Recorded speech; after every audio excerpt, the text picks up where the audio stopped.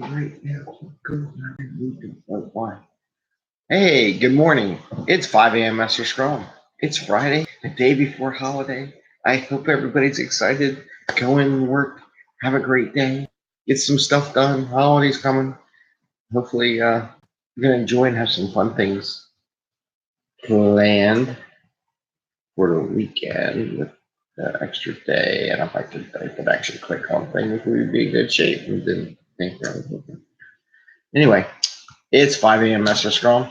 It is Friday, the day before Labor Day, a 3-day weekend here in the States, and then it's a 3-day weekend overseas for a lot of places. Hope everybody had a great week and survived and good and did some good stuff. And she's been making a lot of content over the weekend to give you a lot of different things to look at over the upcoming weeks and really get there. And here we talk about Agile stuff. My name is Greg Mester. I'm a Scrum Master and Agile coach.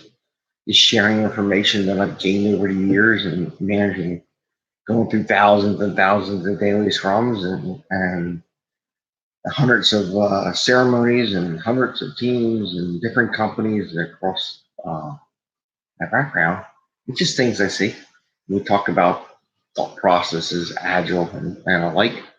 And it could be in IT, it could be out of IT, it could be business, it could be different areas, different stuff we're doing. And today, just got a couple topics. And one of the things I'm revisiting is I had posted a blog post a while ago, and I just got to get away from taking my personal blog post, figure out how to get the 5 a.m. Mester Scrum, and go back and forth on how we do this, what makes more sense.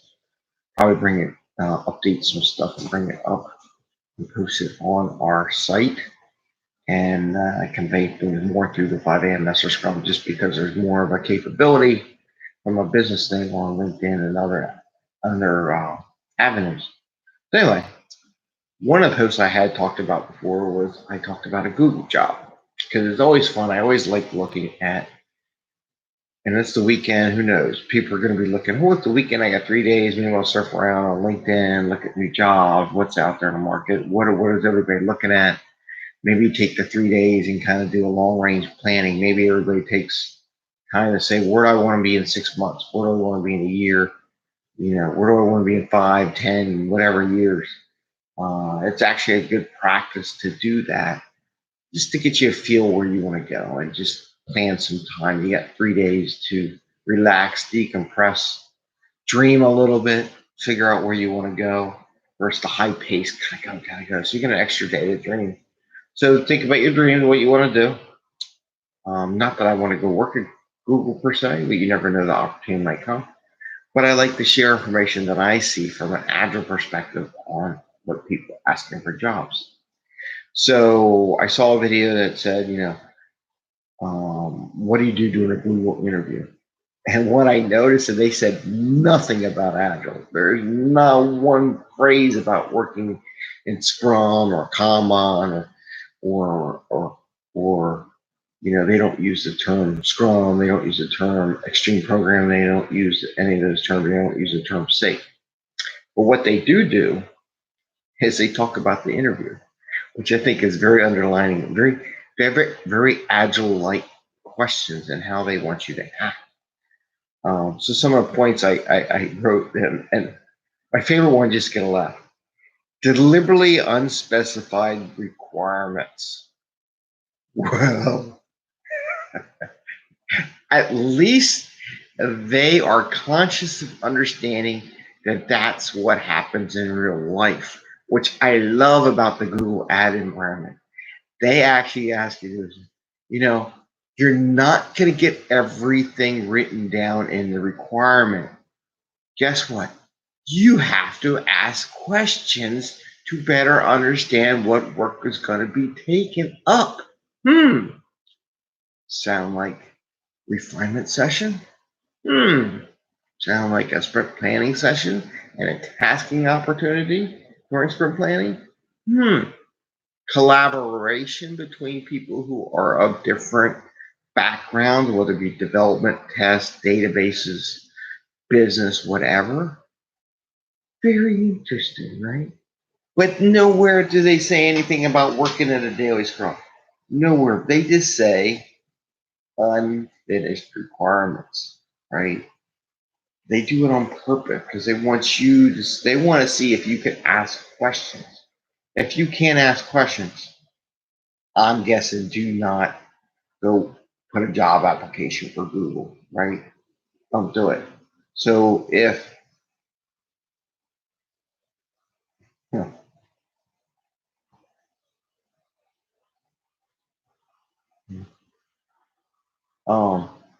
of course, Windows Update. I got a little flag. Woohoo! Windows Update. Just in time for Labor Day holiday. Great. Anyway, that'll be fun. First, you're doing a live show, right? Timing is everything. I don't care. But anyway, so that was one. And then it said, think out loud. I wrote that. A collaborative work environment and discuss before planning, before coding. They have very complex systems, very complex problems. The idea is that they want to have people talk about the issue before they start coding. You watch all the videos, you talk about people that really do development work and that people really don't know a thing you're talking about.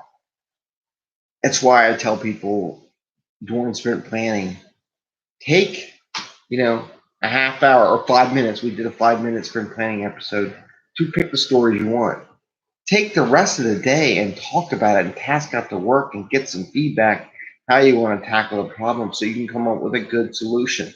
So I love the interview questions that was on it was on YouTube, right? Because it matches kind of what I say.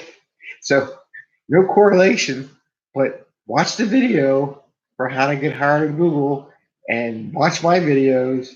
And the scary part is that they're really in sync. Now they don't talk about Agile and don't use the terminology, but the concepts are very much there. And there's one other one I wrote. Oh, which I thought was funny. There's another thing in the Google video that I noticed was a trend. Um, one of the technical people said, you know, we assume that if you can learn one program, if you already know one program pretty well and how to solve a problem, not necessarily that it's specific coding, that you can learn more programs. Now that's interesting because that is a telltale sign for, and it's very important. Not all programming languages solve all problems. And it's very important to have the capability to learn more than one program because different coding techniques solve different types of problems. So you may be the best C#, you may be the best Java, you may be the best .NET, you may, whatever. But that doesn't mean that's the best program to solve your problem. So what they're saying is that you have to be open-minded enough to be able, hey, I can't program this in, because I've done this back in the 90s when I used to code. And I found I write a program in some database language, right? And then I realized in order I was building a point of sale system. It was very early, touch screen, everything. This is back in 1995. I was building a touch screen system. And I learned in order to kick it off, and I taught myself that I had to do Visual Basic and instead of, so I had the database language. I had to teach myself overnight Visual Basic to code a little bit of code, just to do one thing on the item. So I was learning multiple coding languages, and that was like I had Visual Basic, but I had to basically teach myself overnight. So they want you to have the ability to quickly adapt to new languages for the best optimal solution coding wise for the problem. So that's a key thing. And if you say, and that actually leads in my next comment area we're going to talk about. It's not necessarily that person's best strengths to solve the problem. However, you have to have the ability to learn new strengths to solve problems. Anyway, so that's a Google thing. If you go on, you can look at Google Hire, how do you code, whatever. So I have fun by looking at what people are asking for job interviews. And I'd highly recommend everybody every once in a while go look at something you never really look at. That's why we look at this. Go look at the Google job interviews, and I'll look at other interviews and see if anybody else does that, and I'll bring them into this thing and maybe other reference it. But it's very interesting. They talk a lot about Agile, use no terminology whatsoever on what Agile works. They want to know that you can collaborate with other people and work. So that leads on my next one. And I hope you're telling all your friends to like and subscribe to 5am Mester Scrum on YouTube. We also put LinkedIn. We're starting up a Facebook page. We're going to do a lot of stuff over this weekend. I'm hoping to get a lot of stuff done. We'll see, because the kids want to do a stay vacation and go do things and explore Philadelphia, right? So we'll see how that goes. And get to just chill out for 3 days and do some family time. But I'm still getting up at for 5 a.m. Scrum every day during a holiday because at this time of day, there's nobody here, so I can get stuff done. So this is why I get up as early. So time box. And this leads to time box. And you're like, how do you get the time box? How does this come up? Someone was asking me, I always get questions about questions on exams. And I like the questions in the thought process. And I'm going to talk about thought process, but I will not give you an answer on an exam. That is for your journey to figure out and how to do that, because I participate in a lot of exam questions. So I don't answer exam questions, but I talk about the topics of the question, right? So like keep sending them to me. If you got a question that is a tough exam question, like on the PSM or CSM or ACP or whatever, send those questions. Like if you have any practice questions that like, how do you do this? Those are great because we can have whole discussion question topics just on the questions themselves. So as you're taking those exams, please feel free to send me questions on that, and we'll hit them in the show, and I'll tag you back on what episode kind of discuss that question. And I don't really give the answer, but we will talk about it. So by the time they're done, you should have a better ability to answer those questions. But again, I do not tell you answer 2 or answer D or E or F, whatever. I don't give you that. But we will talk about subject. So with that in mind, there was one about time boxing. Why time boxing? Why do we do it? So time boxing helps the team to learn that they have to be able to say no. If you don't have a time box, they'll just keep grabbing stuff, piling in and piling in and piling in, right? And just building it up, and you get nothing done. By time boxing it and practicing, and we talked about that too, the shorter the time box, the more times you can practice getting that stuff done. The less practice you have at time boxing. It helps teams say no, because sooner they realize that they can't get the work done, so they try to do all this work, and then in the end they're like, oh yeah, no, in a 2-week time box or 1-week time box or even 1-day time box, we can't get all that stuff done. We can get 1 done, we get 5 because we've had done enough time, but we got a good idea how many we can do. Now, if we get it done early and we think there's enough time to do it, we'll bring another story into the sprint from the next one that's been prioritized by the product owner, which we've also talked about, right? Anyway, so they learn that how much they can really get done in that time box. So it focuses on people. And it's also one of the things was it's and here's a falsehood and a real sign of a very immature team. Here's what you would hear. Okay, we got this problem and it has to do with this system XYZ, or maybe it's a C# solution. So we're going to assign it to Jane because Jane is the only one who knows that system and the only one who knows how to program C#. So it makes sense to give Jane because she has the most knowledge and she'll get it done quicker. If you hear that, that's a sign of a very immature team. We're going to try to talk too much on that one, but that's a very sign of an immature team. because it's not about the person who has the most skill set to get that work done in that time box. It's about the team collaborating during the team box and focusing on one or two problems at a time to get it done. That forces you. Again, if you hear someone say they have the most experience and most knowledge about the system, so we're going to assign it to them, this is a sign of a very immature team, and they haven't really progressed in this Scrum or Agile thinking mindset. So what you really want them to do, it's not about being closest to the problem set. It's about understanding and sharing that capability.